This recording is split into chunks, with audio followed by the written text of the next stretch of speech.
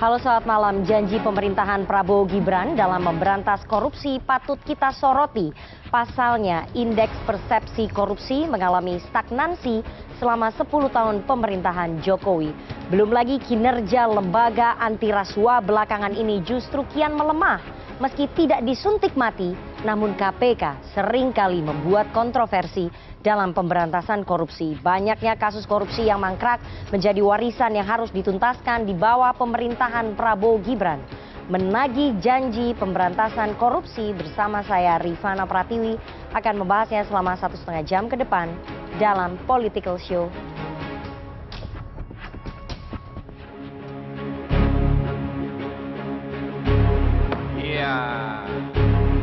Saudara-saudara sekalian, ada pepatah yang mengatakan, kalau ikan menjadi busuk, busuknya mulai dari kepala. Semua pejabat dari semua eselon dan semua tingkatan harus memberi contoh untuk menjalankan kepemimpinan pemerintahan yang sebersih-bersihnya.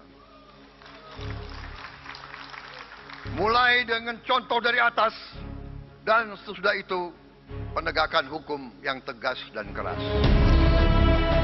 Ucapan bersemangat Prabowo Subianto itu diucapkan dalam pidato pertamanya usai dilantik sebagai Presiden RI periode 2024-2029 di hadapan para wakil rakyat di Senayan 20 Oktober silam. Prabowo dengan gamblang menyatakan komitmennya memberantas korupsi di Indonesia. Ia bahkan tak ragu menegur para pejabat untuk tidak korupsi. 1 bulan berselang, usai pidato Prabowo itu, tepatnya pada 21 November 2024, DPR RI yang juga baru terpilih dan dilantik tahun ini telah membuat keputusan besar terkait pemberantasan korupsi. Melalui Komisi 3, DPR telah memilih 5 orang pimpinan KPK periode 2024-2029.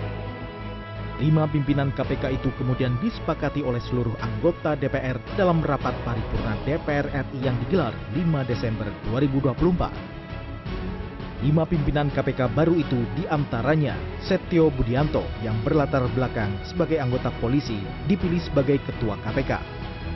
Kemudian untuk wakil KPK ada Ibnu Basuki Widodo yang berlatar belakang hakim, Johanis Tanak dan Fitra Roh Cahyanto yang berlatar jaksa, serta Agus Joko Pramono yang berasal dari kalangan BPK.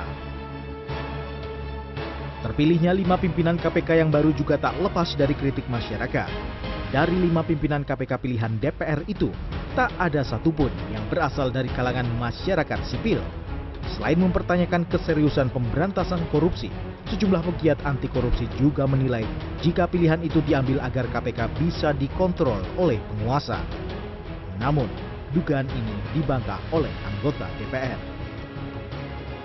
Menurut Komisi 3 DPR RI dalam Undang-Undang KPK, tidak ada disebutkan mengharuskan unsur masyarakat sipil dalam komposisi susunan pimpinan KPK.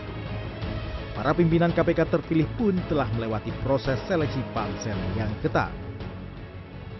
Ya, jadi 5 orang itu kan 2 jaksa, 1 hakim, ya, kemudian auditor, dan polisi. Jadi teman-teman CSO tidak terwakili dalam pimpinan KPK dan memang tidak ada aturan yang mengharuskan seperti itu, begitu. Undang-undang KPK tidak memberikan mandat bahwa pimpinan KPK itu harus perwakilan dari misalnya institusi penegak hukum atau LSM dan lain sebagainya. Jadi diserahkan saja kepada yang menyeleksi baik di pemerintah maupun di DPR. Itu kan hak orang per orang menggunakan dan hasilnya bisa dilihat, ya. Kita juga nggak bisa memaksa kawan-kawan masing-masing anggota menyampaikan pilihannya seperti apa, karena tadi kan prosesnya berlangsung tertutup, ya, rahasia. Lalu, apakah pimpinan baru KPK pilihan DPR nantinya bisa menjawab ekspektasi publik? Dalam sebuah kesempatan, Ketua KPK terpilih Setio Budianto menyatakan akan menekankan prinsip kolektif kolegial dalam kepimpinannya, termasuk dalam menentukan operasi tangkap tangan atau OTT. Menurutnya, OTT merupakan pintu masuk terhadap penanganan kasus-kasus besar. Tapi detailnya nanti kami berlima, karena kami berlima kan kolektif kolegial.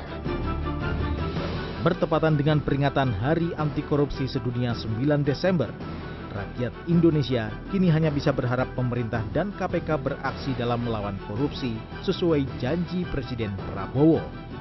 Rakyat berharap lembaga anti rasuah bisa tegas membasmi para penjarah uang rakyat yang gemar bermain di lahan basah.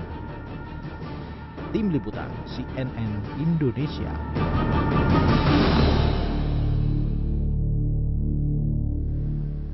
Terima kasih Anda masih menyaksikan Political Show. Kini saatnya kita masuk ke segmen Politicalpedia.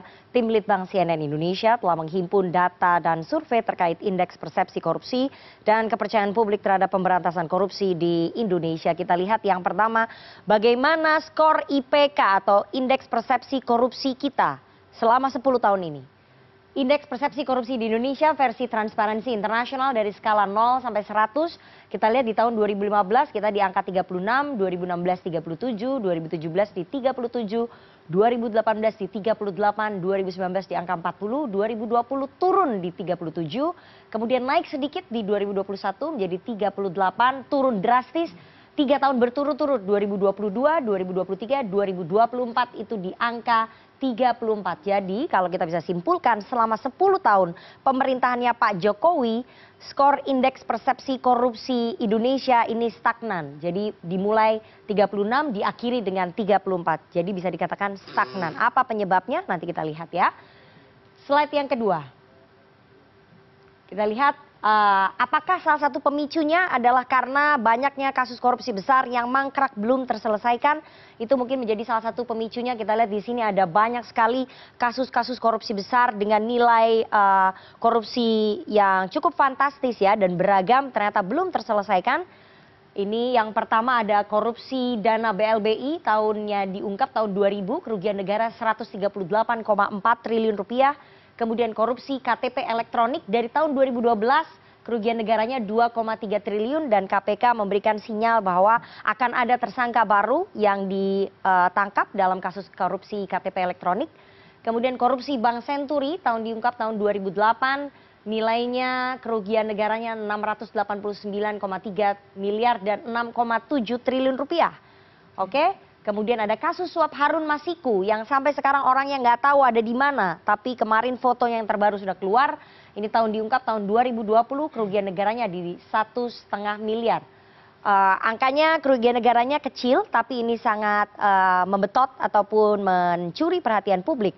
Karena diduga melibatkan salah satu sekjen PDI Perjuangan. Ada korupsi dana bansos COVID-19 diungkap tahun 2021 kerugian negara di 20,8 miliar rupiah dan korupsi PT Timah Tbk yang baru-baru saja kemarin diungkapnya tahun 2023 kerugian negaranya versi Kejaksaan Agung di 300 triliun rupiah. Itu tadi ada 6 kasus korupsi besar yang belum tuntas diselesaikan oleh lembaga yang menangani korupsi. Kita lihat slide selanjutnya. Nah, bagaimana dengan kondisi pemberantasan korupsi di Indonesia? Ini adalah survei terbaru dari Lembaga Riset Indikator Politik Indonesia yang diselenggarakan 10 sampai 15 Oktober tahun 2024. Artinya 5 hari sebelum Pak Jokowi lengser ya atau sebelum Pak Prabowo dilantik menjadi Presiden Republik Indonesia yang ke-8. Kita lihat kondisinya ini 1,8% menilai sangat baik. Yang baik ada 28,7%, jadi kalau di total ada sekitar 30,5% publik yang menilai kondisi pemberantasan korupsi di Indonesia ini baik ya. Kemudian yang sedang di 30,1%, yang buruk 29%, kemudian yang sangat buruk di 6,2%, artinya yang menilai buruk ada sekitar 35,2% yang menilai kondisi pemberantasan korupsi di Indonesia ini buruk. Sementara yang tidak tahu tidak jawab ada di 4,2% ya. Cukup memprihatinkan kalau kita lihat dari survei ini. Slide selanjutnya. Bagaimana dengan tingkat kepercayaan masyarakat terhadap Komisi Pemberantasan Korupsi survei indikator politik tanggal 10 sampai 15 Oktober 2024. Kita lihat ini yang sangat percaya terhadap KPK ada 7%, kemudian cukup percaya di 58%, sehingga yang percaya terhadap KPK ini ada sekitar 65% masyarakat yang percaya terhadap KPK. Yang kurang percaya di 29%, yang tidak percaya ada di 4%. Sehingga yang tidak percaya kalau kita jumlahkan ada sekitar 33% masyarakat yang tidak percaya terhadap KPK. Kemudian yang tidak tahu atau tidak jawab ada di 3%, terus merosot ya. Kita lihat slide selanjutnya. Nah, pada saat Presiden Prabowo Subianto dan Wakil Presiden Gibran Rakabuming Raka ini dilantik menjadi Presiden RI ke-8, kita lihat bahwa mereka meluncurkan Astacita. Astacita ini adalah visi misi dari Pak Prabowo dan juga Mas Gibran, di mana di poin ke-7, misi ke-7 Presiden dan Wapres dalam Astacita ini menjadikan KPK sebagai Center of Excellence dalam upaya pemberantasan korupsi bersifat preventif atau pencegahan. Ya, sementara dalam 17 program prioritas Prabowo Gibran, poin keempat disebutkan bahwa pemberantasan korupsi harus seimbang antara pencegahan dan penindakan serta dilakukan secara terstruktur. Itu tadi adalah janji-janji atau visi misinya Pak Prabowo dan juga Mas Gibran dalam pemberantasan korupsi selama mereka menjabat. Apakah ini akan menjadi omon-omon saja atau memang ada political will yang kuat dari Presiden Prabowo untuk bisa memberantas korupsi di tanah air, karena buktinya selama 10 tahun kemarin skor indeks persepsi korupsi kita mengalami stagnasi, banyak kasus korupsi yang mangkrak dan publik menilai banyak tebang pilih dalam pemberantasan kasus korupsi. Apa yang harus dilakukan? Apakah masyarakat masih punya harapan? Nanti kita akan berbincang dengan para narasumber yang sudah hadir di studio. Tapi kita harus jeda terlebih dahulu. Jangan kemana-mana, tetap bersama kami di Political Show.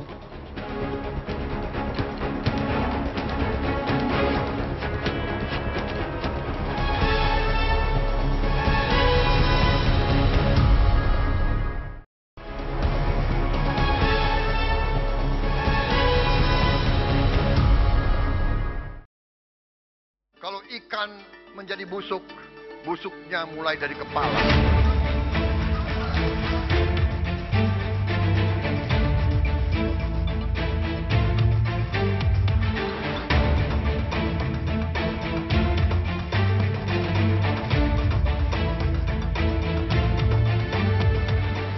Bapak Presiden Prabowo Subianto juga memerintahkan kepada seluruh penegak hukum untuk tidak boleh ragu-ragu dan harus tegas di dalam memberantas tindak pidana korupsi.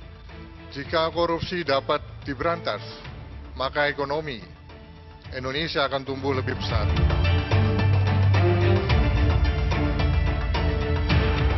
Kita berharap semua penegak hukum mestinya bersinergi. Karena upaya memberantas korupsi ini bukan tugas satu sisi saja, tapi tugas negara.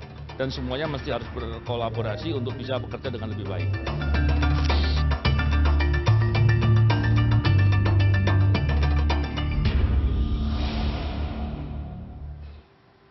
Terima kasih Anda masih bersama kami di Political Show. Janji pemerintahan Prabowo Gibran dalam pemberantasan korupsi patut kita soroti. Pasalnya indeks persepsi korupsi mengalami stagnansi selama 10 tahun pemerintahan Jokowi. Belum lagi kinerja lembaga anti rasuah belakangan ini justru kian melemah. Meski tidak disuntik mati, namun KPK seringkali membuat kontroversi dalam pemberantasan korupsi. Banyaknya kasus korupsi yang mangkrak menjadi warisan yang tentunya harus dan wajib dituntaskan di bawah pemerintahan Prabowo Gibran. Menagih janji pemberantasan korupsi era pemerintahan Prabowo Gibran. Malam ini kita akan membahasnya dengan para narasumber yang sudah hadir di studio. Saya perkenalkan satu-satu dari yang paling ujung kanan.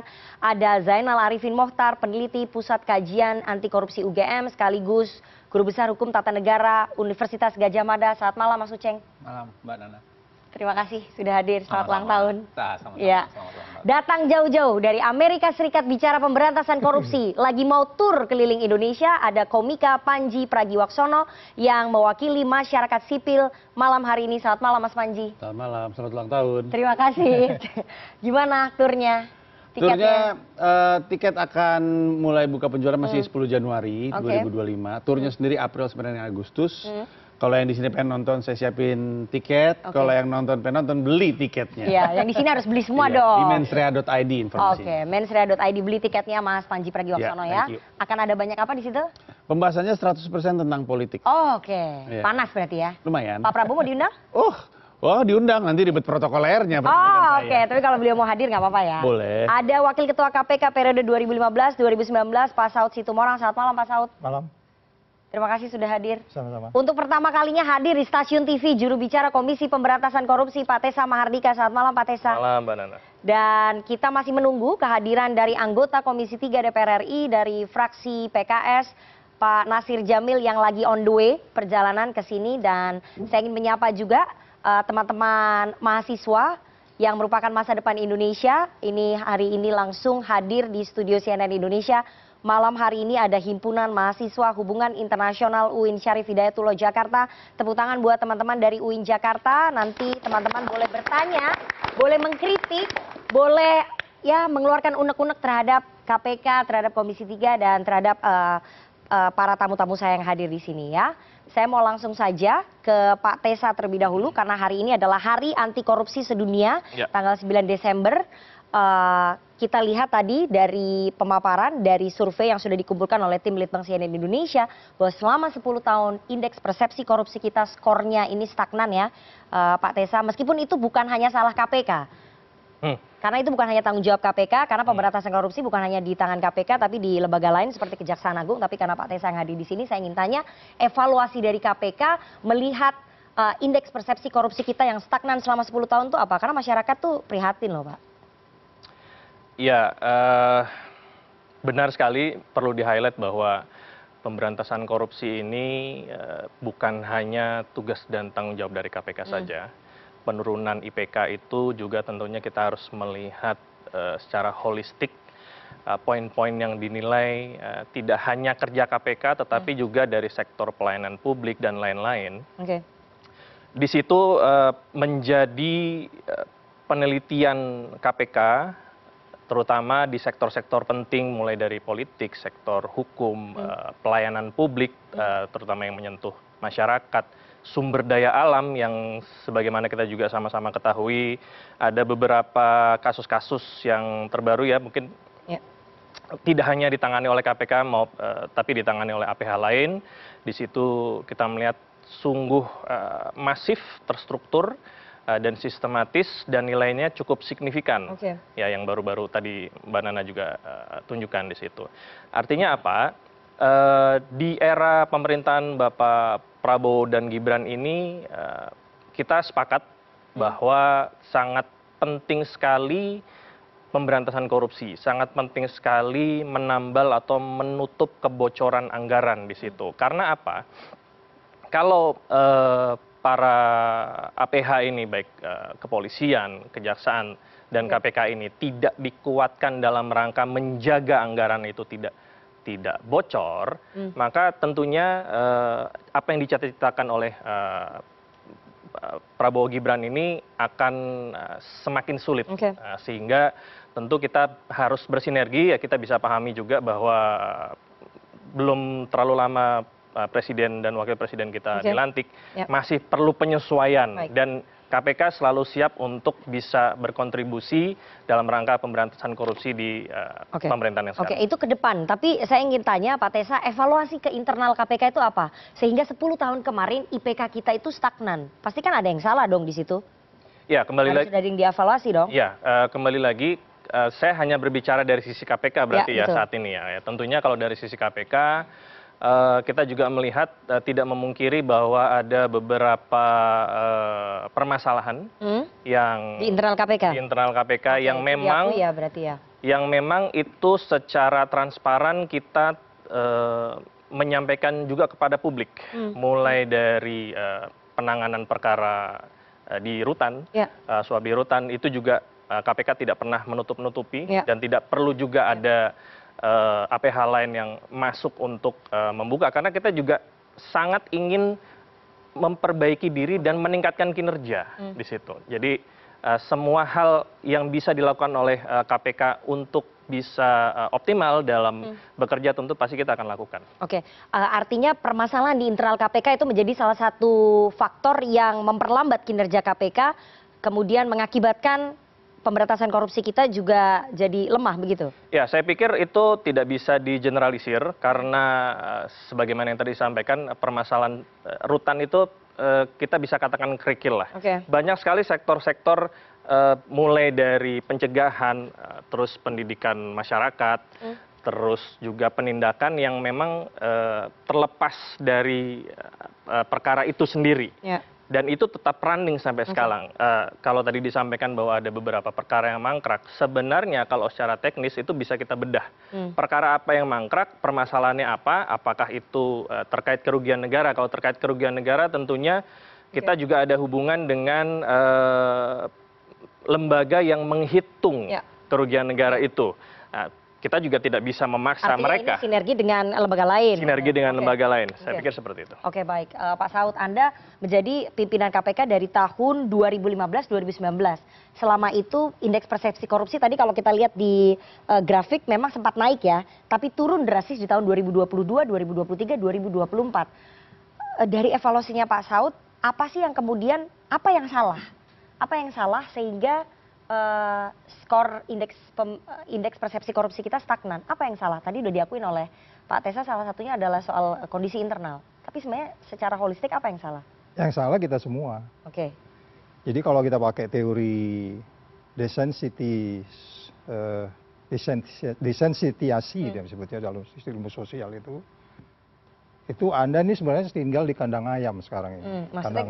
Kandang ayam itu kandang yang sangat kumuh, sangat jorok, bau, bahkan ada bangsat di dalamnya, di kandang ayam itu. Kita hidup di situ, tapi kita tidak pernah merasa bau. Kamu lihat dari survei kamu tadi itu, kalau berdasarkan survei tadi itu sebenarnya indeks persepsi korupsi kita itu 50. Masyarakat saja framingnya udah beda tentang pemberantasan korupsi. Itu yang saya bilang, mereka berada di tempat yang kumuh, mereka tidak sadar. Kenapa? Karena dia tiap hari apa yang disebut terpapar dengan bau itu, sehingga dia merasa itu biasa-biasa. Sudah biasa aja ya. Dan itu yang berbahaya. Itu yang berbahaya. Jadi salah kita semua. Jadi sekali lagi, Anda jangan menyalahkan siapa namanya Tessa. Tessa ini kalau lagi paparan dulu waktu dia penyidik keren banget. Kalau kamu tahu dia baru. Kita tahu lah. Iya, tapi sekarang Pak Tessa jadi jangan pojokkan dia. Jangan pojokkan dia. Dia hari ini digaji sebagai pegawai negeri, bukan sebagai penyidik. Kalau penyidik kamu bisa debat sama dia. Jadi maksud saya ini salah kita semua. Ada teori yang membuat kita berada di tempat yang sangat kumuh, tapi kita bahkan tidak tahu. Itu dari sisi masyarakat. Berarti masyarakat tidak merasa ada yang salah. Tapi dari sisi lembaganya, yang harusnya menegakkan itu, yang harusnya memberantas itu, apa yang salah di situ? Anda pernah jadi bagian dari lembaga itu. Kalau kita lihat 5 tahun ke belakang, itu potensinya akan sama dengan 5 tahun ke depan. Karena ketika kita masuk, angkanya itu adalah 34, OTT-nya didabelin sampai 2019 itu dapat 40. Kemudian datang Undang-Undang KPK 2019, ya. Kemudian itu undang-undang itu kemudian dia jatuh terus ke 34. 34 itu saya selalu mengatakan di bawah Timur Leste. Timur Leste itu 43, Mbak. Jadi kalau ditanyakan apakah kemudian kesalahan itu berada di KPK saja, tentu tidak. Mbak Nana, kamu bisa bayangkan, temuan BPK itu hampir 93,44 triliun ada masalah temuan BPK.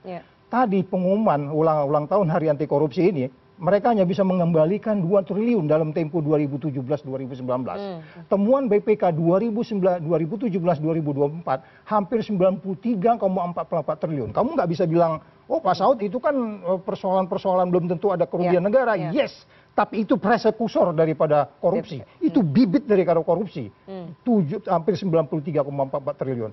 Kamu bisa buat apa dengan KPK pakai undang-undang lama? Artinya Anda mengakui bahwa kenapa skor indeks persepsi korupsi kita turun, kenapa KPK kemudian ada masalah di internal, itu adalah ujungnya itu karena revisi undang-undang KPK yang dibuat oleh pemerintah. Jangan kamu tanya sama Tessa itu bagian Artinya saya. Kalau tanya Tessa pasti dia bilang enggak.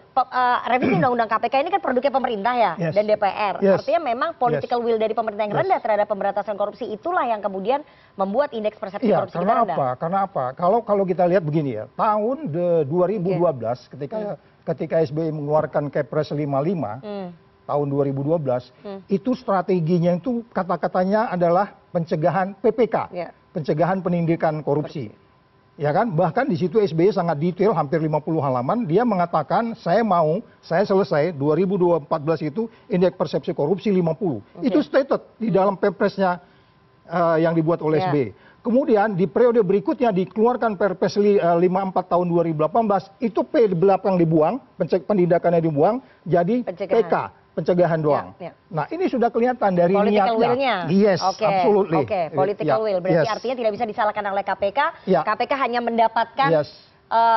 ampasnya ya. Ya. Dari revisi Undang-Undang KPK itu. Saya mau ke Mas Uceng. Mas Uceng diakui ya bahwa political will yang rendah dari pemerintah, dari pemimpin pada saat itu periode 2014 sampai 2024 yang saya harus sebut adalah Presiden ke-7 Republik Indonesia Pak Joko Widodo, itu yang membuat kita dalam posisi sekarang ini. Skor indeks persepsi korupsi kita rendah, kemudian banyak kasus yang mangkrak, memang political will ya, berarti pemicu utamanya. Yang pertama begini ya, tolong belajar baik-baik soal apa itu IPK. IPK itu sebenarnya indeks persepsi korupsi, tapi tidak sekedar persepsi semata. Itu berangkat dari 13 variabel, 9 diantaranya itu adalah survei internasional besar. Betul. Kayak Political Economical Risk Consultancy, kayak World Justice Project, kayak demokrasi, indeks demokrasi, ada banyak sekali tuh. Jadi sebenarnya IPK Indonesia itu menggambarkan wajah Indonesia gitu. Tidak hanya sekedar soal korupsi, kan di situ ada soal penegakan hukum, di situ ada soal pelayanan publik, di situ ada banyak hal. Dan Indonesia kalau kita lacak angka terakhirnya Indonesia itu kelihatan lumayan di hal-hal yang bukan non penegakan hukum sebenarnya. Misalnya yang penegakan hukumnya tuh ancur-ancur dari 9 dari variabel itu. Salah satu yang paling menarik itu adalah soalan kita paling diberikan catatan itu soal konflik kepentingan. Konflik of interest. Paling jelek gitu. Jadi kita itu adalah negara yang membangun tanpa menguatkan apapun soal konflik kepentingan. Itu sebabnya kenapa di zaman Pak Jokowi misalnya sangat banyak pejabat sekaligus sebagai pengusaha. Dia pengambil kebijakan, dia juga penentu kebijakan, dia juga yang akan diuntungkan dari usaha itu. Itu salah satu catatan paling besar yang kemudian membuat indeks persepsi korupsi Indonesia berantakan. Itu satu. Yang kedua begini, kalau dikatakan semua publik bersalah, saya tidak sepenuhnya setuju. Karena memang begini, ini mungkin teman-teman sosiologi yang akan bisa menjelaskan dengan jauh lebih detail. Mungkin yang gagal dari kita adalah membangun awareness bersama soal isu korupsi. Karena yang ribut-ribut ini, survei demokrasi, itu kebanyakan 20-30% rakyat Indonesia sebenarnya. 70% itu nggak peduli, nggak terlalu peduli. Nggak peduli dengan isu korupsi itu, betul. Isu korupsi, demokrasi, survei menunjukkan itu selalu. Nah, memang pertanyaan paling menariknya secara filosofis adalah apakah menjadi goblok itu hak dalam demokrasi atau bukan gitu ya. Orang boleh dong mau menjadi goblok, orang boleh dong menjadi acu tak acu. Apakah itu hak dalam demokrasi atau bukan? Itu biarkan kita skip sebagai sebuah pertanyaan tersendiri. Tapi menurut saya adalah ada kegagalan di tingkat kita membangun awareness anti korupsi. Dan itu diperparah satu hal menurut saya. Diperparah dengan ketidakmampuan lembaga penegak hukum, khususnya KPK, untuk memamerkan bahwa ada harapan. Saya kira kalau kita bicara KPK, mohon maaf Mas Tessa, saya kira lebih rajin memproduksi kontroversi dibanding prestasi. Coba bayangkan. Itu terjadi kapan tuh menurut Mas Uceng? 5 tahun belakangan. 5 tahun belakangan, setelah revisi Undang-Undang KPK ya? 2019 sampai 2024. Bisa dibayangkan misalnya, KPK pertama, ketua KPK pertama yang diberhentikan karena korupsi. Kita punya bisa. Ada wakil ketua KPK mengundurkan diri karena konflik of interest. Konflik of interest. Ada komisioner KPK yang tidak suka hanya jabatannya 4 tahun, dia perpanjang 5 tahun dengan bangga gitu.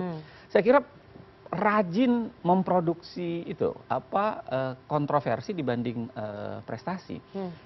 Saya ingin mengatakan begini, mungkin ini saatnya kita membuka wacana untuk apakah ini saatnya KPK dibubarkan apa enggak sebenarnya? Membuka wacana. Kenapa? Ya. Kenapa Anda muncul dengan wacana itu? Enggak, saya tulis di harian. Bold statement loh Mas. Saya tulis di salah satu harian kemarin. Silahkan kalau mau dibaca di harian, saya sebut saja Kompas, beberapa hari yang lalu. Saya mengatakan bahwa coba bayangkan, kalau kita belajar sejarah, kita bikin KPK, ada 3 hal yang kita kejar.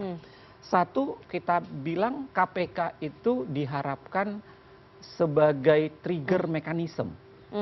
Dia memperbaiki tuh kejaksaan dan kepolisian. Sekarang apa yang diperbaiki?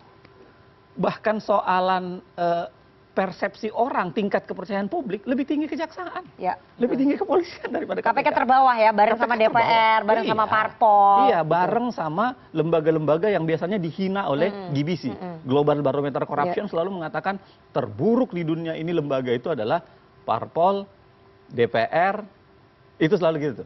Tiba-tiba KPK masuk di situ deh kan. Satu. Yang kedua, kita bangun KPK. Kenapa kita bikin 3 lembaga? Kalau Anda baca undang-undang risalah pembuatan undang-undang KPK, kenapa kita bikin 3 lembaga? Kita berharap kejaksaan, kepolisian, dan KPK itu berlomba-lomba dalam memberantas korupsi. Jadi kalau istilah agamanya itu kira-kira fastabikul khairat gitu. Jadi ini berlomba-lomba nih untuk kebaikan, bekerja sama. Tapi coba bayangkan, apa yang berlomba-lomba bekerja sama? Lawang tiga-tiganya gontok-gontokan, bukan sekedar itu, sekarang malah sulit lagi membedakan mana KPK dan mana kepolisian sektor Kuningan, gitu, Polsek Kuningan, misalnya gitu. Nah, apa tuh maksudnya? Iya, rata-rata. Maksudnya artinya semua yang di dalam KPK banyak berasal dari institusi kepolisian. Anda mau ngomong begitu kan? Ini bukan kata saya. Kalau Anda masih ingat yang kita bareng sama Pak Ketua KPK sendiri.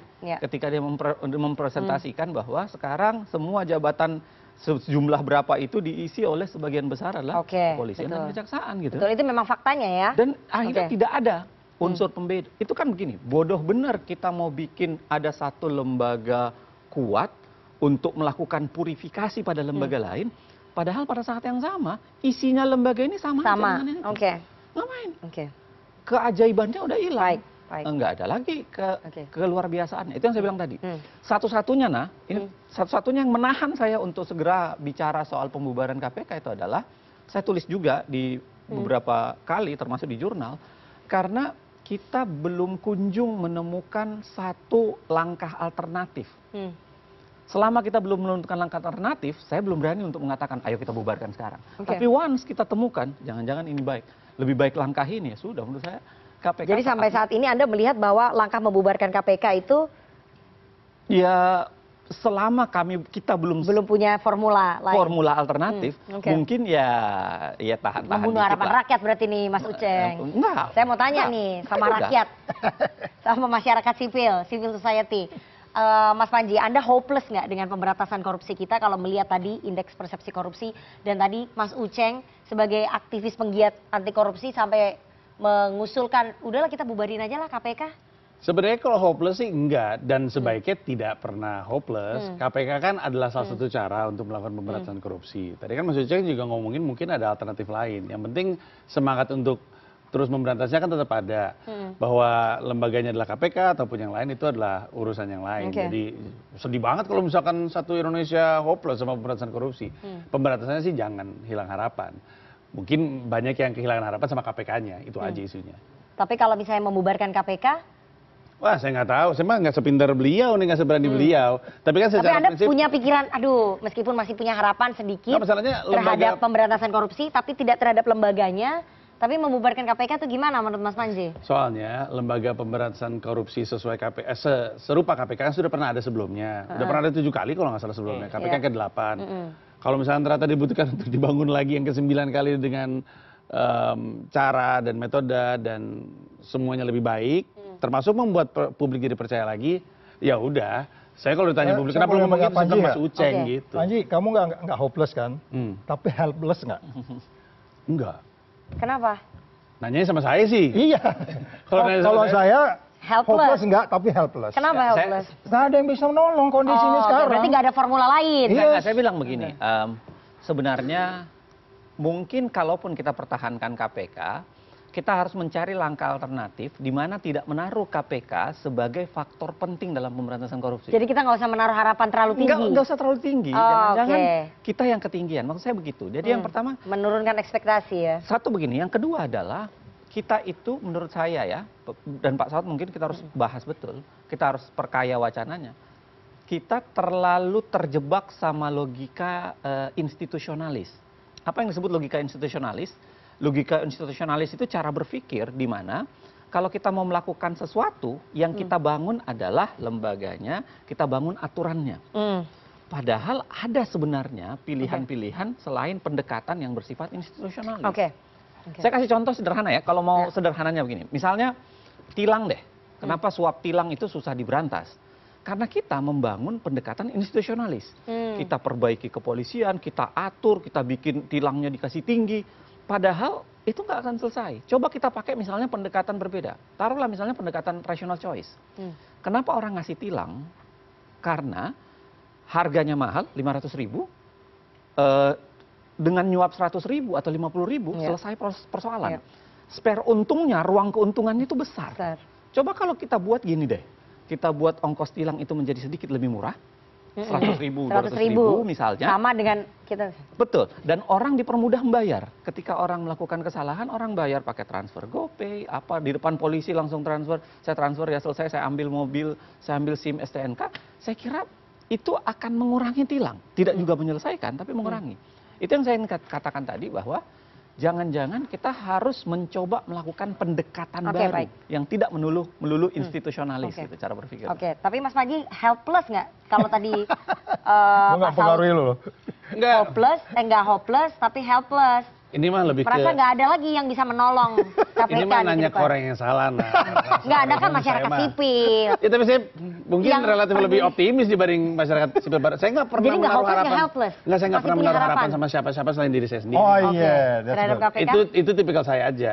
Sama KPK mau KPK. Mulai dari diri sendiri maksudnya. Iya, jadi tidak menyuap, tidak ini. Cuman ini caranya Mas Uceng, saya juga nggak terlalu setuju yang barusan. Kenapa? Kalau jadi masyarakat kalau kayak gitu, saya nabungnya banyak, ngelanggar aja, sering. Makanya murah. Memang ada efek sampingnya, tapi menurut saya akan mengurangi. Tidak juga untuk menyelesaikan. Itu yang saya bilang tadi, contoh pendekatan yang bersifat rational choice gitu. Ada pendekatan-pendekatan lain untuk menyelesaikan.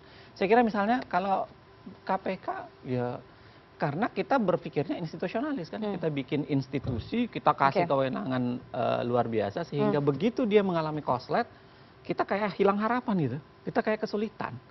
Nah menurut saya yang harus dibangun lebih kepada sistem sekarang, bukan lagi bangunan hanya sekedar bikin satu lembaga.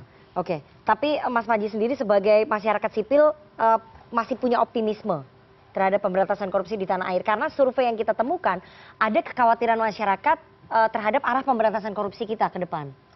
Menurut saya mah masyarakat mah aneh, suka berharap KPK itu ideal atau KPK itu sempurna, padahal dianya sendiri kalau ditanya dan kalau kita potret apa yang masyarakat lakukan sebenarnya juga masih jauh dari ideal gitu. Saya suka merasa bingung kenapa orang pada sebel sama misalnya anggota DPR tanpa ingat bahwa anggota DPR atau siapa penyedus itu kan adalah rata-rata rakyat Indonesia. Kalau kitanya lebih baik sebagai rakyat Indonesia secara rata-rata naik juga mungkin akan tercermin di situ. Saya mah selalu menargetkan materi stand up saya ke arah rakyat. Hampir semua joke saya dipersepsikan sebagai senggolan ke politisi.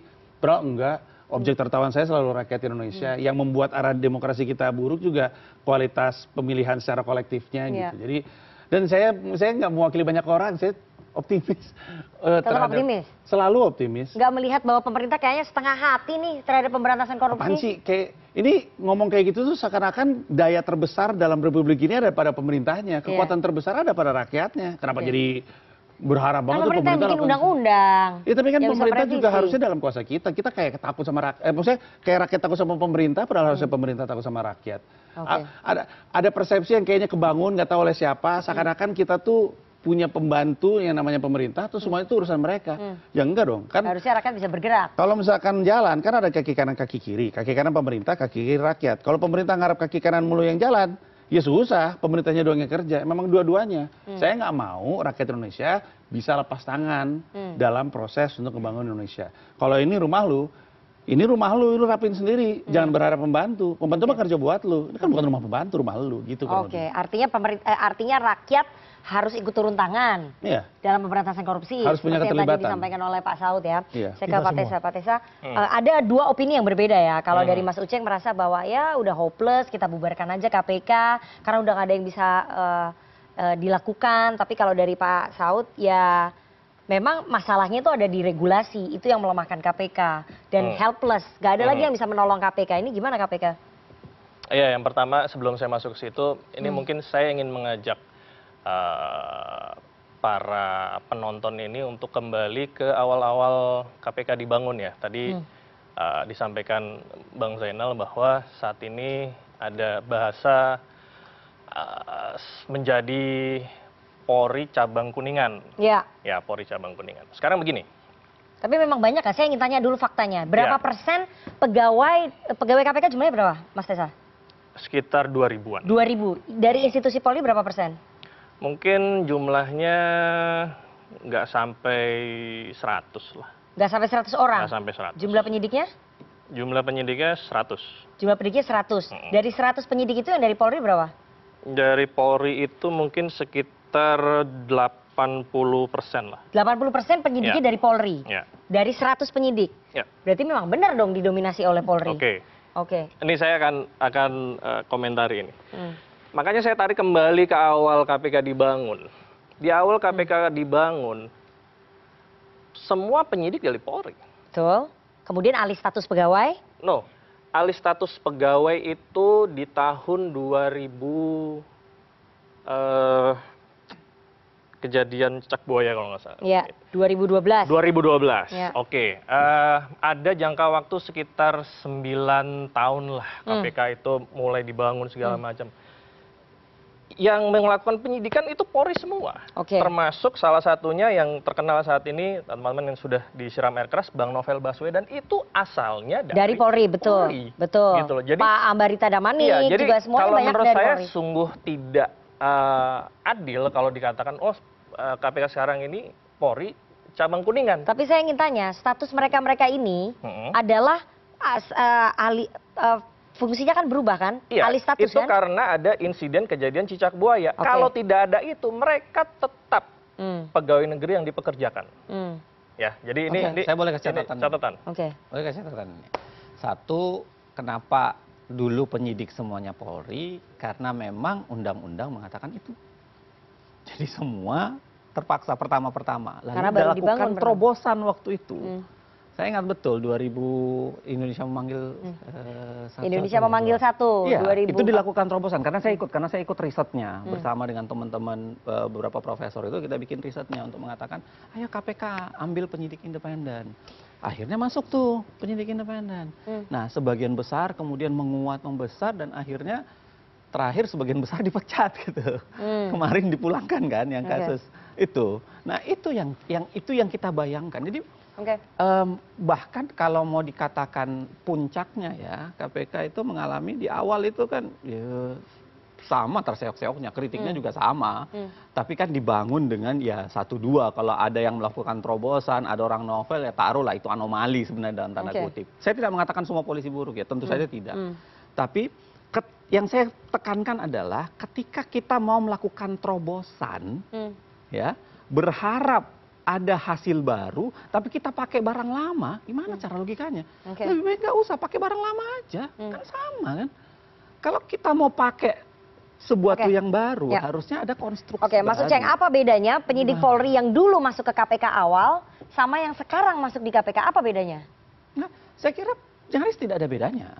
Cuma kan ada prinsip-prinsip awal dibangun, ya, dan itu dibangun cukup kuat ya, saya kira prinsip. Ada jiwa korsa. Itu yang saya bilang nilai. Nilai-nilai awal masih dipegang gitu. Plus yang kedua, lalu dibikinkan kompetitor kan. Ada penyidik-penyidik independen. Jadi ada kompetitor, mereka berani berkompetisi. Ketika itu hilang lagi kembali kemudian, nilai juga hilang. Menurut saya back to square one. Saya dapat poinnya bahwa jiwa korsanya terhadap institusi lama itulah yang kemudian akan mempengaruhi judgement ataupun penilaian para penyidik yang dari Polri ini di KPK, Pak Tesa. Ya, saya itu pikir, yang dibilang sama Mas Uceng. Ya, saya pikir itu kembali lagi bahwa dulu seluruhnya adalah penyidik dari Polri.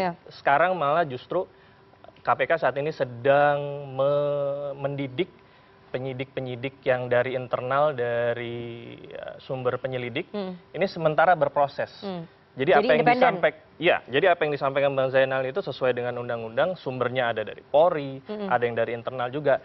Karena begini, karena yang pertama undang-undang ya membolehkan itu. Yang kedua, untuk transfer knowledge, transfer ilmu, transfer mentalitas untuk menjadi seorang penyidik itu tidak mudah. saya merupakan salah satu yang bergabung di KPK sebelumnya dari kepolisian. Ya.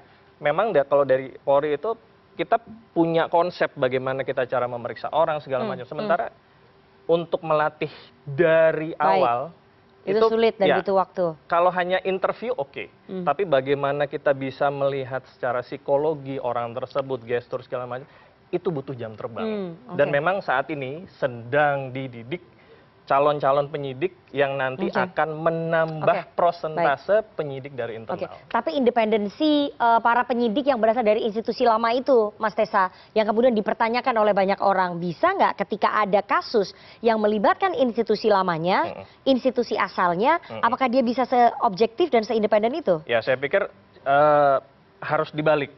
Apa buktinya bahwa penyidik itu tidak independen? Gitu loh. Mudah sekali, Mas, sebenarnya.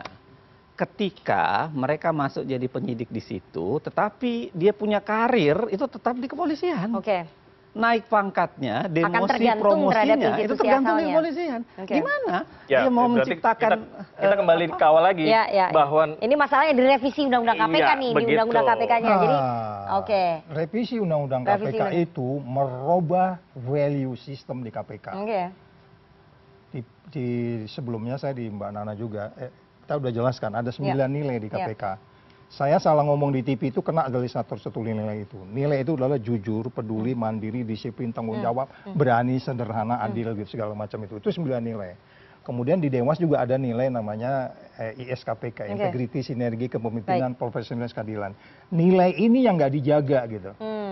Bayangin aja ada orang meres seorang menteri, dia nggak bisa dikenakan nilai yang dia pegang sendiri, yang disebutnya ISKPK, integriti, sinergi, ini maksudnya siapa? Mantan ketua KPK? Iya. Ya disebut aja namanya ketua, udah jadi tersangka. Iya, itu makanya saya bilang, apa itu integriti? Apa itu sinergi? Dia mengembalikan Endar, ya kan? Itu rame tuh. Apa itu kepemimpinan yang profesional, semua itu adil.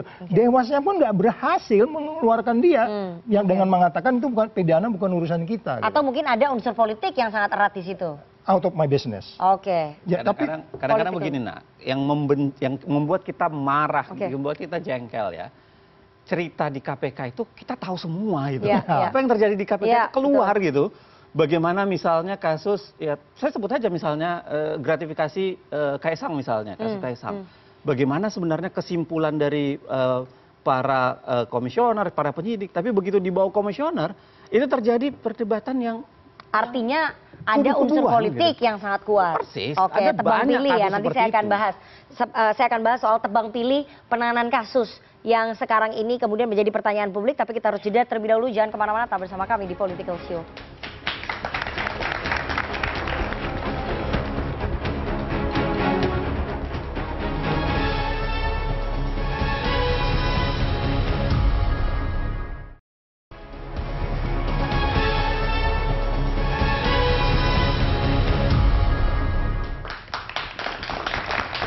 Terima kasih Anda masih bersama kami di Political Show dan kita akan lanjutkan dialog kita. Saya sudah bergabung dengan anggota Komisi 3 DPR RI dari fraksi Partai Keadilan Sejahtera, Bang Nasir Jamil. Bang Nasir akhirnya datang ya. Kita tunggu-tunggu nih sebagai representasi dari wakil rakyat. Bang Nasir, ini tadi kita udah bahas soal skor indeks persepsi korupsi kita yang stagnan selama 10 tahun, tapi saya ingin tanya Anda sebagai mitra kerja, Komisi 3 kan mitra kerjanya KPK, Kejaksaan ya, yang menangani pemberantasan korupsi, evaluasinya apa sih? Kayaknya Komisi 3 ini nggak ada tuh evaluasinya. Apa yang salah nih terjadi 10 tahun ke belakang sampai indeks persepsi korupsi kita itu stagnan, terus masyarakat hopeless, kayaknya nggak ada kritikan loh dari Komisi 3 nih. Ya nggak benar juga kalau Komisi 3 dibilang nggak mengevaluasi. Bang Saud kan sudah pernah merasakan itu dalam rapat dengar pendapat Komisi 3 dengan KPK, kita selalu menagih soal persepsi korupsi itu ya, dan KPK menjelaskan semuanya apa yang mereka lakukan. Dan masyarakat juga sebenarnya menurut saya juga tidak hopeless ya, tidak putus asa. Bahwa kemudian di level bawah masyarakat sampai 37%. Ya, maksudnya di level bawah masyarakat memang kita harus akui mereka lebih banyak memikirkan bagaimana bisa memenuhi kebutuhan ekonominya ya dibandingkan dengan isu-isu tentang pencegahan, penindakan atau pemberantasan korupsi. Ya, itu memang harus kita akui seperti itu. Jadi masyarakat nggak peduli ya? Tapi apa? masyarakat kurang peduli terhadap isu korupsi, Anda mau bilang begitu? Enggak, ya masyarakat level bawah ya seperti itu, karena mereka harus bergelut untuk menghidupi ya keluarganya dalam rangka memenuhi kebutuhan ekonomi keluarganya, begitu kan. Isu korupsi ini kan boleh dikatakan isu-isu yang agak ke atas ya, menengah ke atas gitu. Nah, memang tanggung jawab kita semua yang menengah di atas ini untuk selalu membicarakan soal pencegahan, pemberantasan, pendidikan gitu. Jadi menurut saya semuanya sudah sudah berusaha untuk melakukan yang terbaik.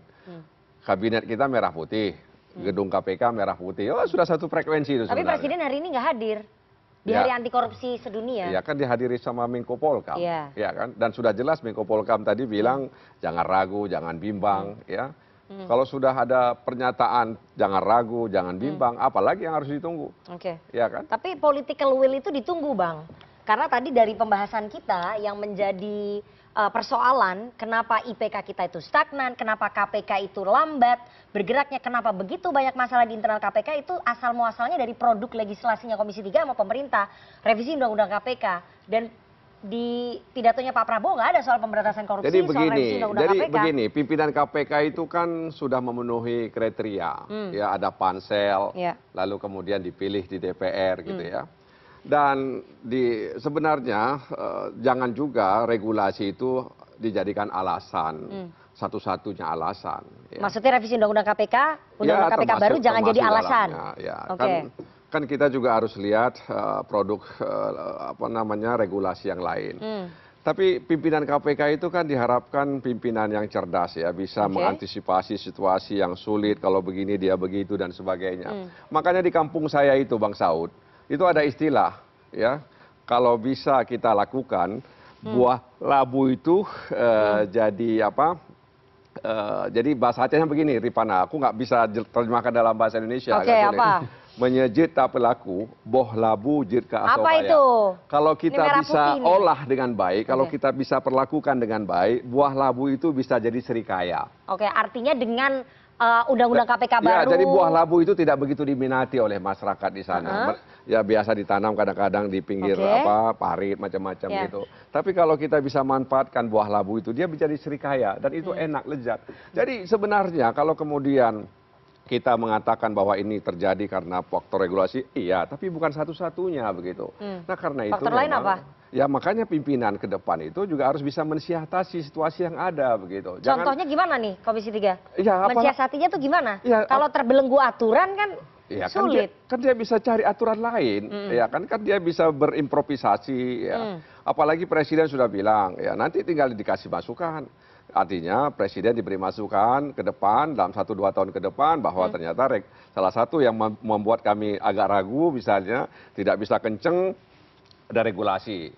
Ya sehingga kemudian mudah-mudahan Presiden ke depan ini ya bisa bersama-sama pembentuk undang lainnya untuk merevisi. Kenapa nggak inisiatif DPR aja? Kalau memang DPR punya political will kan bisa. Kalau misalnya ada undang-undang yang biasanya diinginkan oleh DPR itu bisa inisiatif DPR. Tapi kenapa DPR nggak inisiatif revisi Undang-Undang KPK? Bisa, kita lihat saja nanti kekuatan-kekuatan politik yang ada di DPR dalam rangka menyambut Hari Anti Korupsi Sedunia ini ya dengan stagnannya IPK kita meskipun yang saya ketahui IPK itu kan soal birokrasi, soal kemudahan investasi dan macam-macam seperti itu. Jadi sebenarnya memang kalau kita lihat juga korupsi di Indonesia ini kan banyak pada pengadaan barang dan jasa, suap menyuap, ya kan? Nah oleh karena itu yang harus diantisipasi. Dan kalau kita mau melihat ke pengadilan tipikor itu kan pasal-pasal yang sering dikenakan itu kan hampir sama semuanya, hampir sama semuanya. Ya. Nah, oleh karena itu kan artinya Anda mau bilang apa? Penyidik KPK nggak kreatif apa gimana? Enggak, artinya kita ini harus duduk bersama loh. Kenapa mereka bisa melakukan itu, kemudian mengulang hal yang sama baik di daerah maupun di tingkat pusat? Kenapa seperti itu? Ada apa begitu? Ya. Ini yang harus kita dievaluasi dan problemnya memang kita belum sampai ke situ, konsolidasi itu belum. Ya, mungkin teman-teman di luar yang mungkin selama ini melakukan konsolidasi, nah seharusnya memang pemerintah, ya, kemudian DPR dan beberapa lembaga negara lainnya melakukan konsolidasi kalau punya itikat baik untuk kalau punya political will. Iya, itikat baik ya, belum tentu juga political will itu punya itikat baik gitu. Jadi bahasa saya itikat baik ya. Jadi itikat baik itu yang bisa dicerna oleh orang banyak gitu ya. Jadi sehingga kemudian kita bisa sama-sama meningkatkan IPK kita begitu. Baik, jadi KPK harus lebih kreatif di bawah undang-undang KPK yang ada sekarang. Ya, kreativitas itu kan tidak harus kemudian melanggar undang-undang, mensiasati gitu ya. Harus bisa mensiasati. Iya, gimana mensiasati. Tuh? Bergerak dengan kekangan undang-undang itu gimana tuh? Coba, saya ingin tanya nih. Enggak, pasal-pasal itu kan bukan huruf-huruf mati gitu ya. Dia kan hidup gitu loh.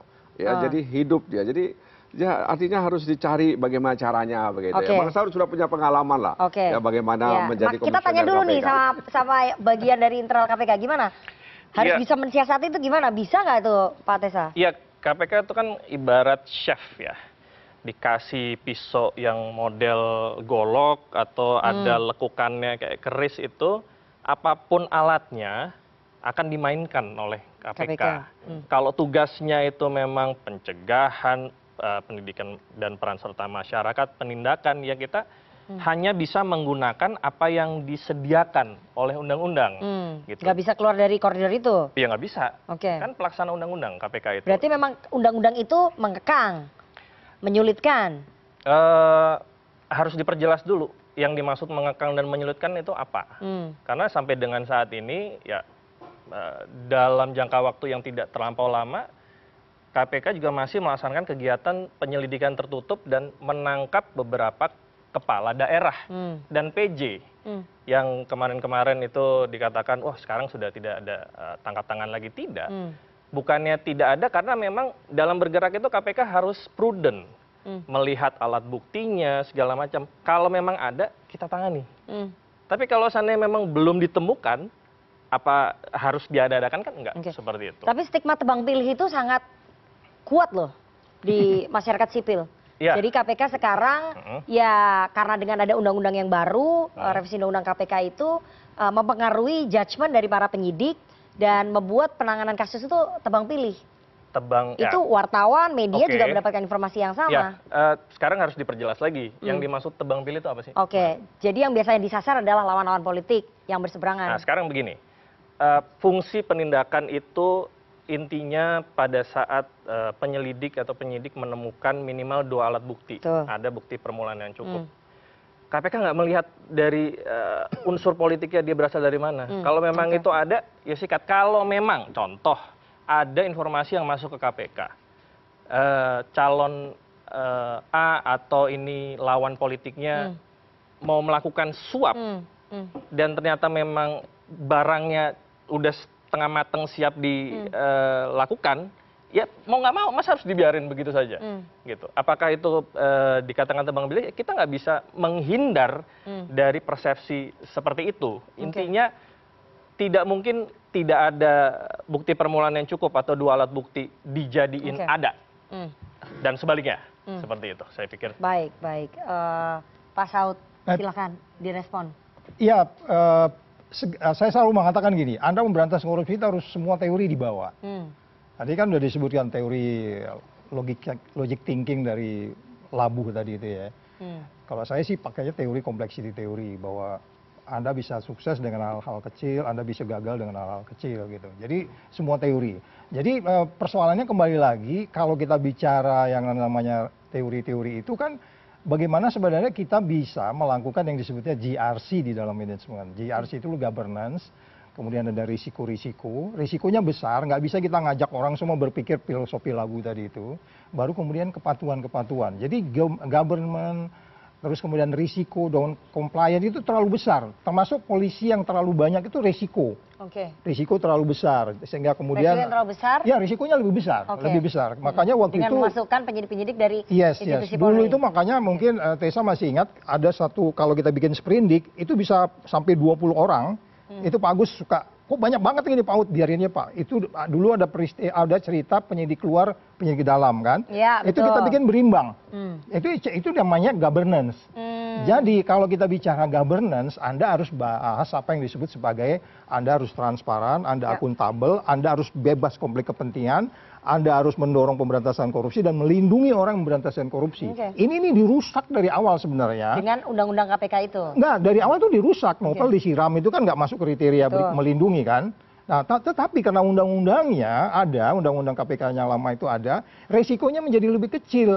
Tapi setelah perubahan undang-undang itu? Resiko menjadi lebih besar, itu terbukti. Jadi sekali lagi... Jadi kreativitas tadi yang dibilang oleh Bang Nasir itu nggak bisa diharap banyak, nggak bisa diharap banyak, karena memang mereka sekarang sudah ASN, ada ketentuan juga prinsip-prinsip pegawai negeri, Anda harus patuh pimpinan, kalau nggak kena peraturan pemerintah, tidak patuh pimpinan, bahkan Anda dalam rapat aja mungkin ngomongnya mohon izin kayak gitu kan. Kalau kita dulu nggak, dia begini aja tuh. Pak, nggak bisa tuh, begini. Nah, ini maksud saya, itu style.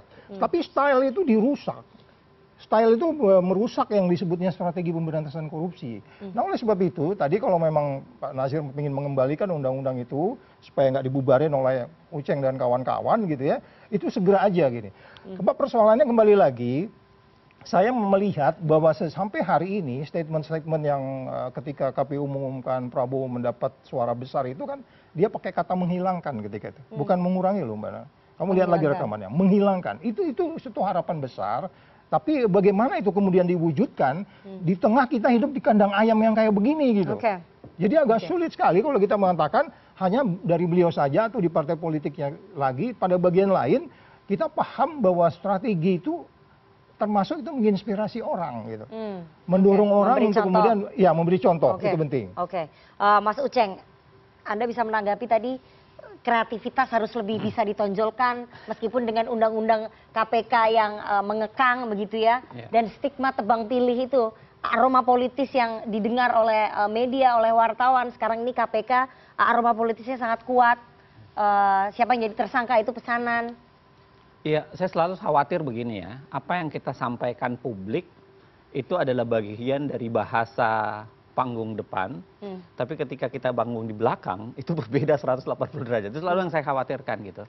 Jadi ketika, saya nggak tahu Bang Nasir Jamil mungkin berbeda, tapi ketika orang ngomong bahwa oh KPK kita pilih yang terbaik, kita tahu, saya melakukan riset soal bagaimana DPR memilih KPK, mulai dari tahun 2009, 2014.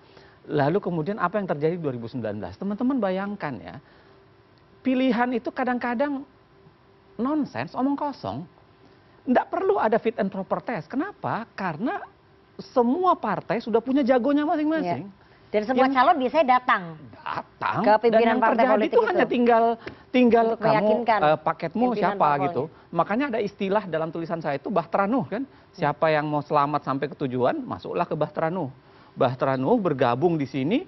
Kenapa? Karena itu jebakan metode pemilihan. Anggota Komisi 3 dulu ya, kalau sekarang berapa anggota Komisi 3? 45. Anggota Komisi 3, 45, berarti kalau dia memilih anggota KPK, cukup setengah plus 1 diantaranya, berarti sekitar 23 orang sepakat memilih 5 nama yang sama, pemilihan selesai. Jadi sudah diselesaikan. Dan 23 itu hanya ya 2 atau 3 partai. Nah itu yang saya bilang, jebakan pemilihan, dan itu terjadi mulai dari 2009, itu riset ya, yang diwawancarai anggota DPR juga, 2009-2014. Untuk mengatakan apa?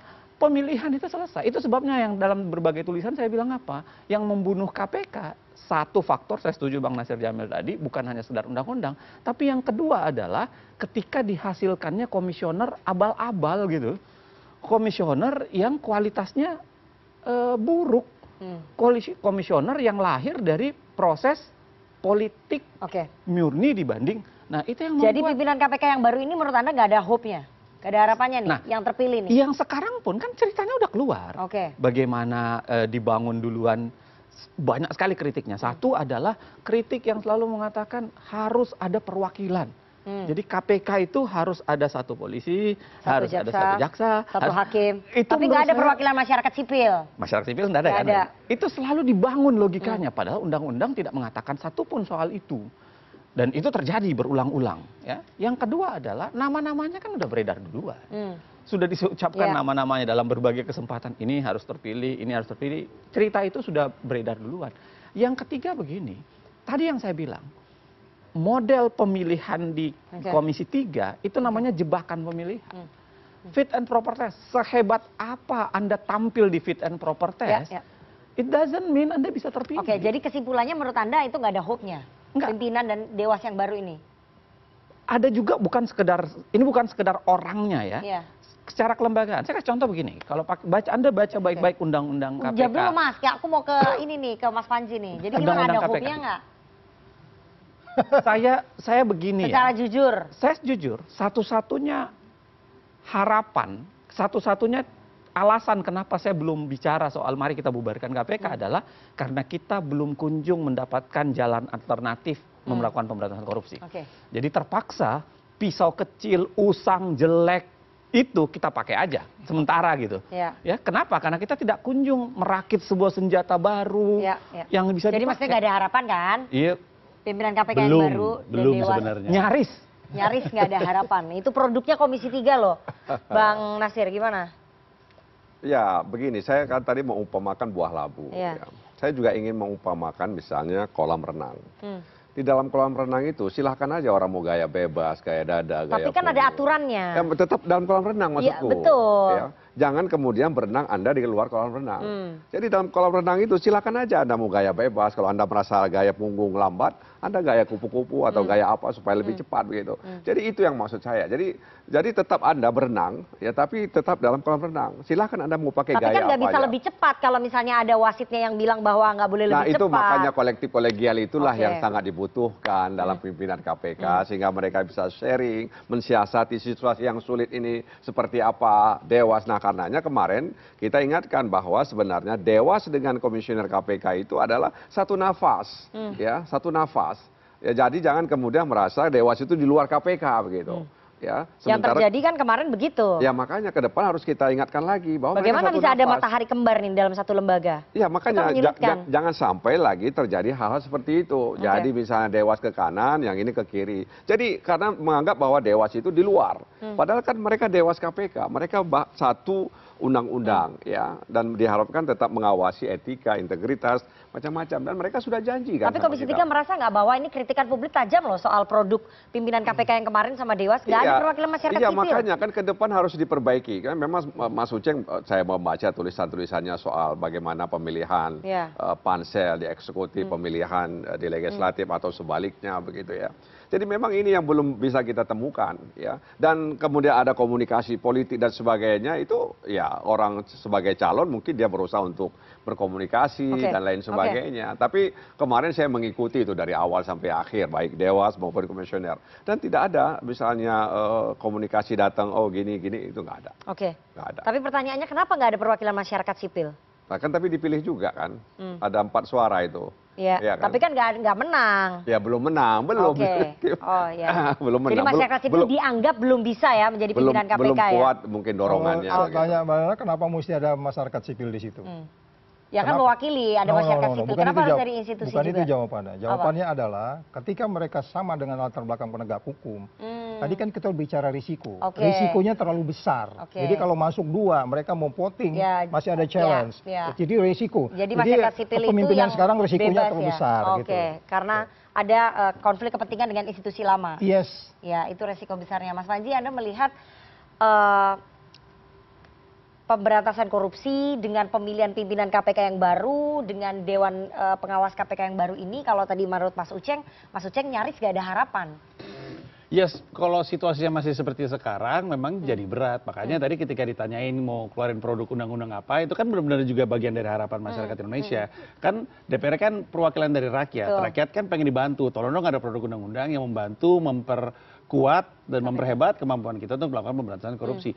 Bahwa pada akhirnya Abang juga bilang, ya ini kan gimana kesepakatan di dalam. Jadi itu kan bagian dari pekerjaan Bapak. Jangan kemudian dilemparkan ke kita. Dia digaji untuk itu. Iya.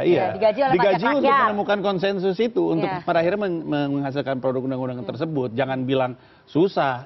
Emang itu bagian dari pekerjaannya. Memang itu bagian dari kesehariannya bahkan. Karena kalau misalnya balik ke apa yang dikatakan teman SMP saya itu, Mas Desa. Dia bilang kita nggak bisa menghindar dari persepsi publik soal tebang pilih. Bisa sebenarnya.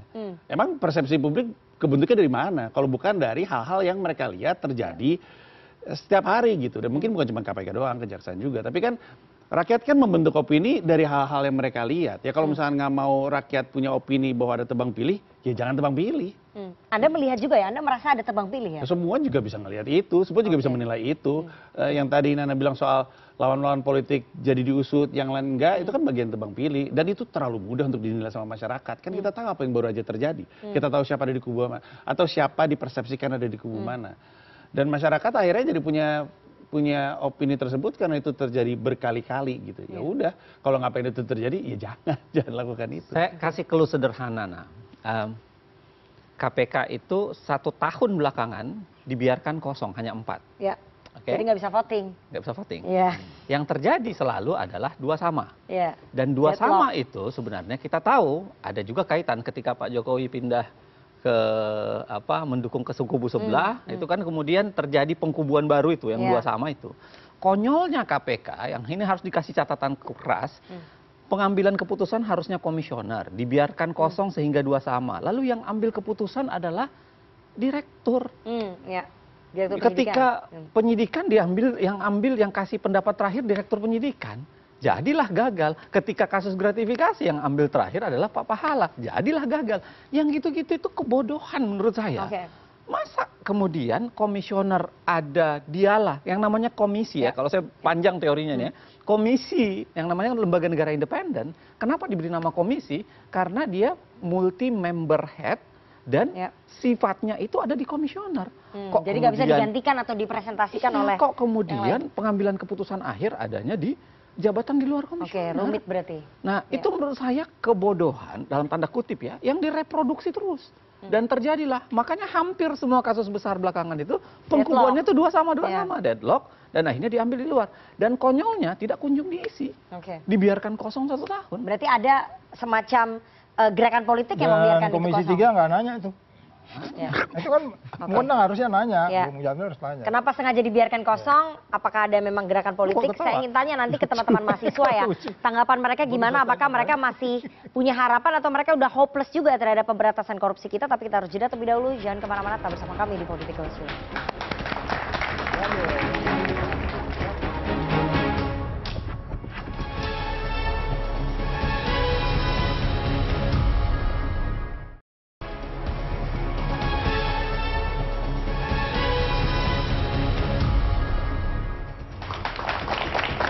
Terima kasih Anda masih bersama kami di Political Show dan kita akan langsung bergabung dengan teman-teman dari Himpunan Mahasiswa Hubungan Internasional UIN Jakarta. Silakan perwakilannya, teman-teman. Siapa yang mau bersuara, mewakili kegelisahan masyarakat? Yuk, silakan.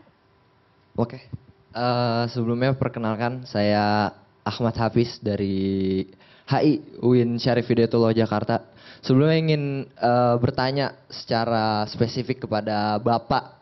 2 Bapak ini yang hari ini menjadi pemangku kebijakan di negara Indonesia kita tercinta. Apalagi ada juru bicara KPK di sini, ada Bapak dari Komisi 3. Dan hari ini saya sebetulnya ingin bertanya perihal bagaimana akhirnya sang pemangku kebijakan ini mampu menjanjikan kepada masyarakat bahwasanya KPK ini memang betul-betul institusi yang independen. Badan yang betul-betul independen yang akhirnya nanti mampu memberantas korupsi yang ada di negara kita ini. Jadi dari tadi saya lihat betul-betul normatif aja, dan sebagai pemangku kebijakan saya harap sebagai masyarakat itu perlu akhirnya dan mampu bisa menemukan solusi, bukan hanya kebingungan dan lain sebagainya. Jadi masyarakat pun melihatnya agak bagaimana gitu. Jadi ragu-ragu seperti itu. Baik, mungkin. Terima kasih. Pertanyaan bagus banget. Bagaimana memastikan independensi di tengah banjirnya pegawai dari institusi lain. Satu lagi, silakan.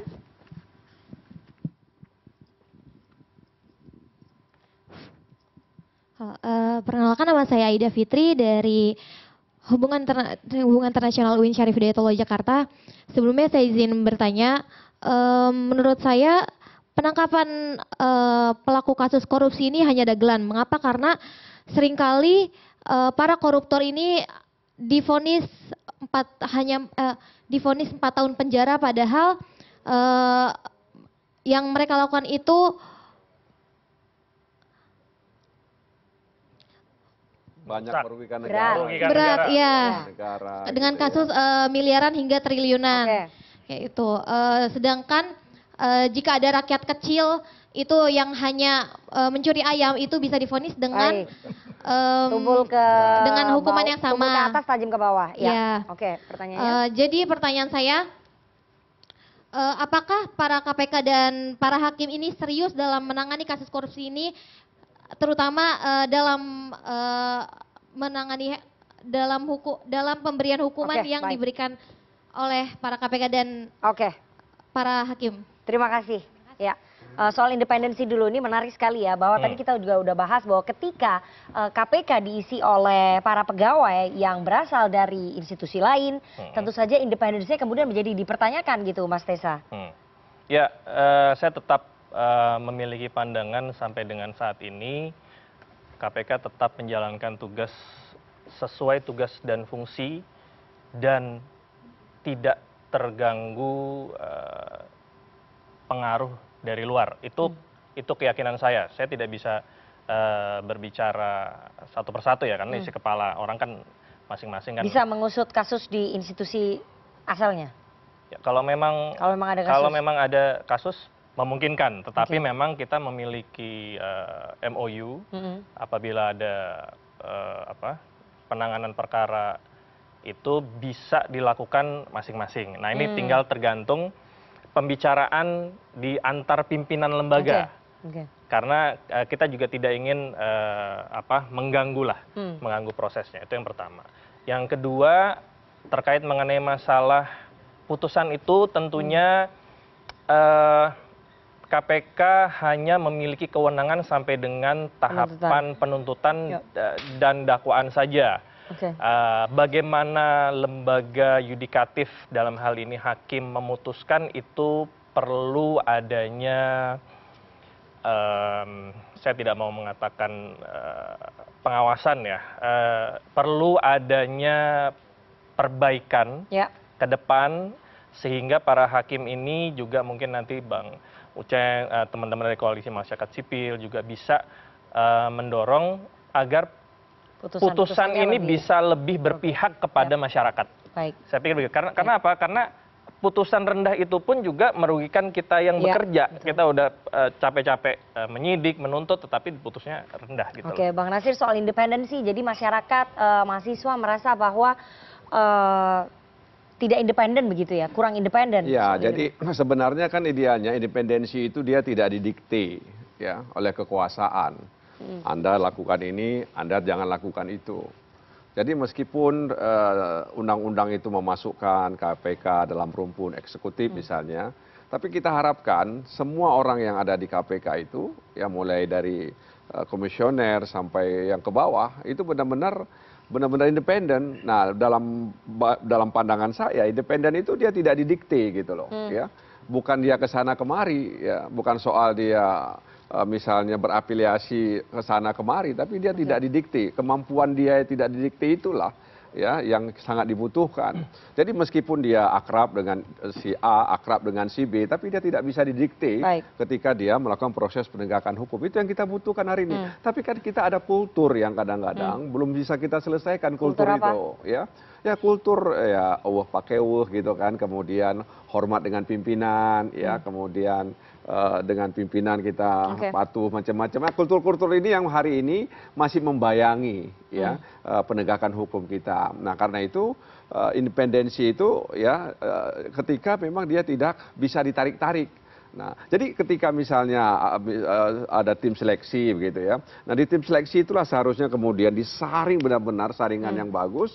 Ya jangan-jangan di situ juga sudah ada yang endorse gitu ya. Sudah ada yang endorse. Gitu ya, kemudian di-endorse sampai ke DPR, di-endorse juga dijaga. Nah, oleh karena itu yang harus kita evaluasi begitu. Ya kan? Itu menurut saya yang harus kita jaga bersama-sama supaya harapan publik terhadap pemberantasan korupsi itu bisa lebih baik dan bisa terwadahi. Dan kita harapkan kalau kita merujuk kepada undang-undang KPK kan, KPK, kejaksaan, kepolisian, diharapkan mereka itu bisa bergerak bersama, berhasil guna, berdaya guna begitu kan.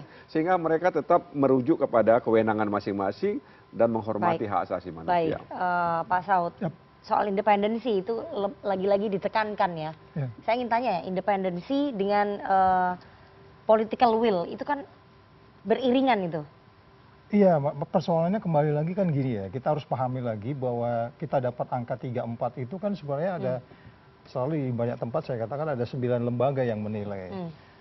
World Justice Project menilai kita dapat 24. Bayangin Nana, kamu menegakkan hukum di Indonesia itu, dari 1 sampai 100 kamu dapatnya 24. Kemudian yang satu lagi varietas demokrasi. Cara kamu menjalankan demokrasi di negeri ini kamu dapat 25 dari 1 sampai 100. Varietas demokrasi itu sangat detail. Menilai KPU kamu, kemudian menilai partai politik egalitarian atau tidak.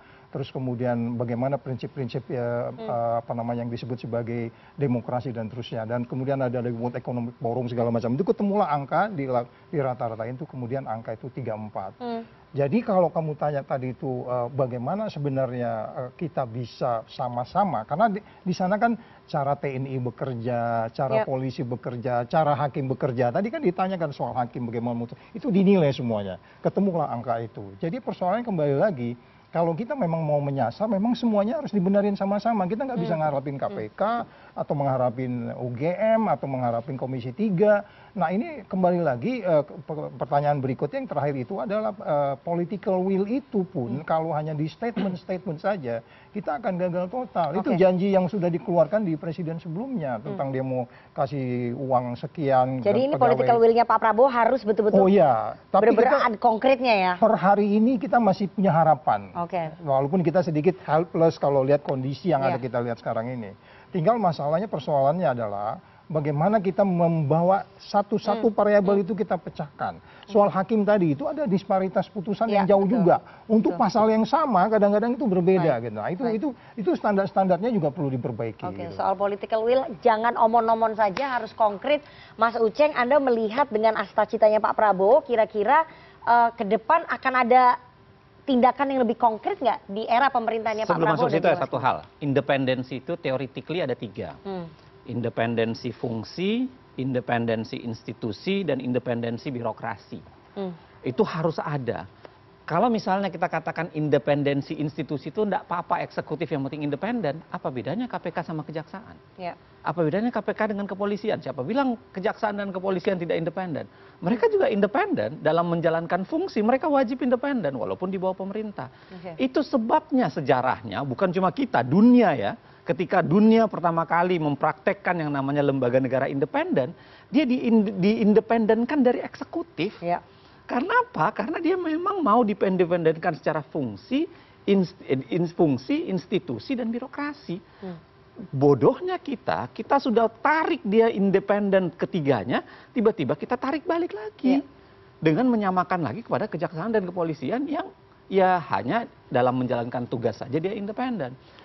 Yang kedua begini, kalau Anda berharap ada terobosan yang dilakukan oleh Pak Prabowo dan Gibran, saya kira kita sedang menunggu Godot. Kita sedang melakukan penantian terhadap Godot. Kenapa? Satu, saya kira nyaris tidak ada perbedaan antara Jokowi dengan Prabowo, Gibran. Ya, apalagi seringkali Pak Prabowo sendiri menyampaikan bahwa dia adalah pelanjut. Dia adalah melanjutkan, bahkan meminjam satu orang dari Jokowi untuk dipakai sebagai wakilnya kan. Menurut saya itu clear, nggak akan ada perubahan berarti. Yang kedua adalah kalau kita lihat potret yang dilakukan oleh Pak Prabowo, itu nggak bisa hanya 1 bulan belakangan. Pak Prabowo bisa dinilai 5 tahun di zaman dia sebagai Menteri Pertahanan. Kita bisa nilai itu satu. Yang kedua adalah, Anda bayangkan tindakan pertama yang dilakukan Pak Prabowo itu adalah menambah jumlah menteri. Demi apa? Demi memuaskan hasrat politisi. Menambah jumlah menteri yang sebenarnya kita bisa perdebatkan panjang apa urgensinya. Ya. Itu membuat inefisiensi, itu membuat kemungkinan potensi korupsi tinggi, tapi itu dibuka. Nah, kalau Anda berharap ada upaya luar biasa, omong begini, bohong kalau saya juga tidak berharap. Tapi karena harapannya sama-sama kita mencintai pemberantasan korupsi kan. Jadi bohong kalau saya bilang saya nggak berharap sama sekali. Saya pasti berharap. Tapi apakah harapan itu akan terwujud? Jangan-jangan saya hanya juara mengharap satu. Oke. Bukan juara harapan satu. Juara mengharap satu gitu. Jangan gitu loh. Oke. Ya, baik. Tapi tetap masih ada harapan. Tapi ya kecil begitu ya. Kalau Mas Panji gimana harapannya? Harapan itu masih ada kira-kira begitu. Ya, harapan itu masih ada kalau Mas Uceng meskipun kecil. Kalau Mas Panji di era pemerintahnya Pak Prabowo dan juga Mas Gibran, Anda punya harapan nggak mereka bisa melakukan terobosan-terobosan? Ya, sebenarnya kalau misalkan kita mau apa adanya, memang harapan terbesar kita memang dititipkan kepada Presiden Republik Indonesia. Saya sering kok ngomong secara terbuka, Panji punya harapan tinggi nggak sih sama Pak Prabowo? Punya sebenarnya, karena beliaulah yang paling mampu untuk mengubah hari ini. Hanya saja seperti yang tadi saya bilang, rakyat kan hanya bisa menilai dari apa yang sudah dilakukan atau tindakan-tindakan Pak Prabowo. Sejauh ini, dan ini waktu yang relatif singkat, sebenarnya malah rada mengkhawatirkan karena Pak Prabowo udah beberapa kali tidak melakukan apa yang beliau janjikan. Contohnya? Ya Pak Prabowo pada masanya selalu ngomong peduli dengan rakyat Indonesia, peduli dengan rakyat kecil, PPN naik 12% di saat kemampuan spending masyarakat lagi rendah. Itu nggak sejalan dengan yang Pak Prabowo katakan. Kemudian kabinet yang gemuk tadi juga menunjukkan bahwa ternyata Pak Prabowo itu garangnya keluar tapi nggak garang kepada orang-orang yang sekitarnya karena yang sekitarnya minta sesuatu kemudian nggak bisa di-stop. Kita kan jadi nanya kenapa Pak Prabowo galak sama kita bukan galak sama orang-orang yang pengen punya kepentingan gitu. Habis itu Pak Prabowo itu baru aja ngomong di sebuah pidato bahwa nggak akan terlibat pilkada, nggak akan cawe-cawe. Kita lihat juga apa yang terjadi sama Pak Prabowo atau apa yang beliau lakukan, baik secara bentuk video ataupun secara dalam bentuk surat. Kita kan menilai dari itu. Harapan tinggi pasti, beliau presiden. Beliau dan Gibran adalah yang memimpin Indonesia. Harapannya tinggi kepada mereka. Cuman kan sekarang ya kita mau ngomong apa? Kita cuma bisa menilai dari apa yang dilakukan. Ya udah, kalau mau memutar balik keadaan, ya yang bisa melakukan itu ya Pak Prabowo dan Pak Gibran sendiri. Oke, jadi time will tell, waktu yang akan membuktikan ya. Kayak Dharma Pongrok, kentang. Oke, pilkada udah kelar. Ya, tapi kan Dharmanya masih lucu. Tapi lumayan 10%. Ya, oke. Saya nggak boleh komentar nih. Ya, udah diketok sama KPU soalnya. Tapi kita harus jeda terlebih dahulu. Setelah ini kita akan saksikan penampilan spesial dari Panji Pragiwaksono. Tetap bersama kami di Political Show.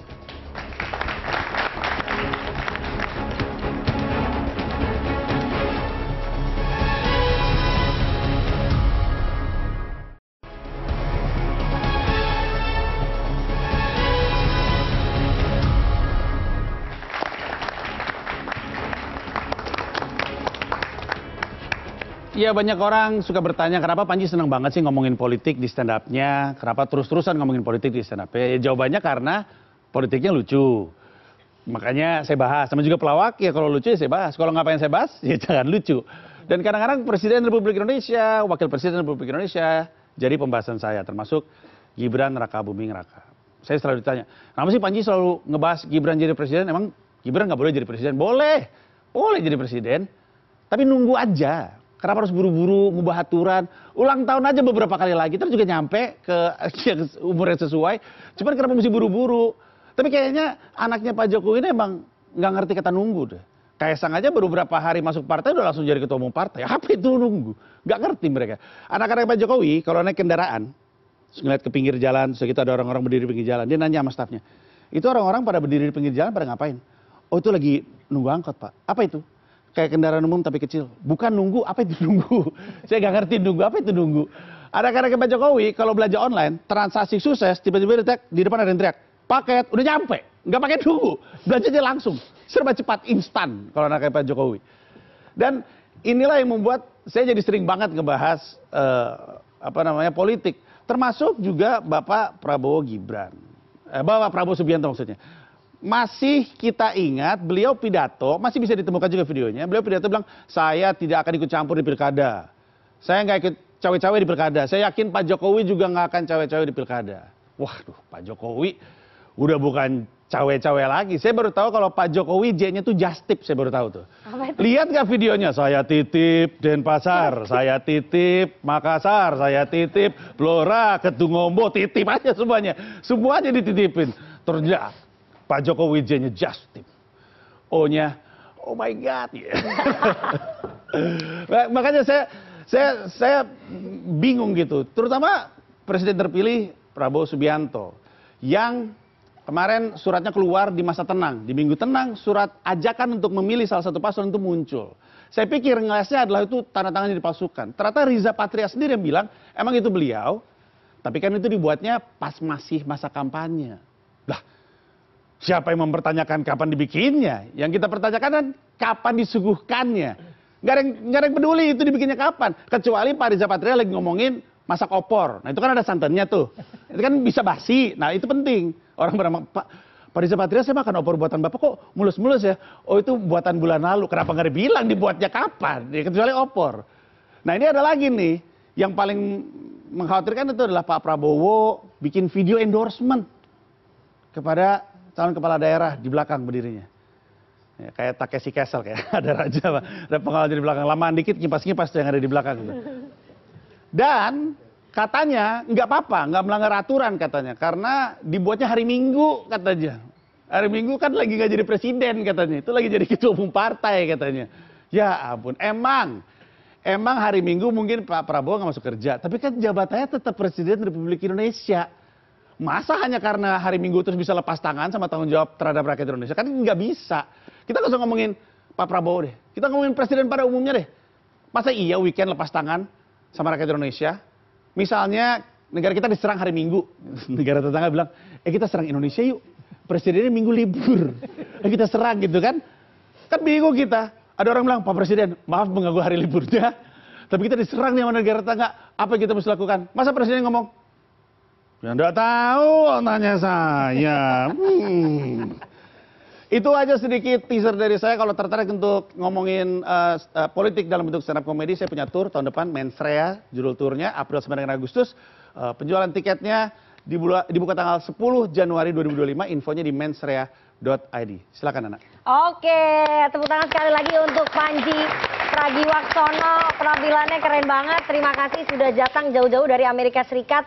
Sekaligus juga tadi ikut berdiskusi selama 1,5 jam ke belakang terkait dengan menagih janji pemberantasan korupsi di era pemerintahan Prabowo Gibran. Kita akan menjadi saksi selama 5 tahun ke depan apakah Pak Prabowo dan juga Mas Gibran betul-betul punya komitmen, punya political will dalam pemberantasan korupsi di tanah air atau sekedar omon-omon saja. Waktu yang akan membuktikan ya. Terima kasih kepada seluruh narasumber yang sudah hadir di studio pada malam hari ini dan juga teman-teman dari Himpunan Mahasiswa Hubungan Internasional UIN Syarif Hidayatullah Jakarta. Terima kasih sudah hadir di studio. Kita akan ketemu lagi Senin pekan depan jam 20.30 waktu Indonesia Barat. Saya Rifana Pratiwi pamit. Selamat malam, sampai jumpa. Jangan lupa nonton show-nya Mas Panji tahun depan. Terima kasih. Terima kasih Pak. Terima kasih.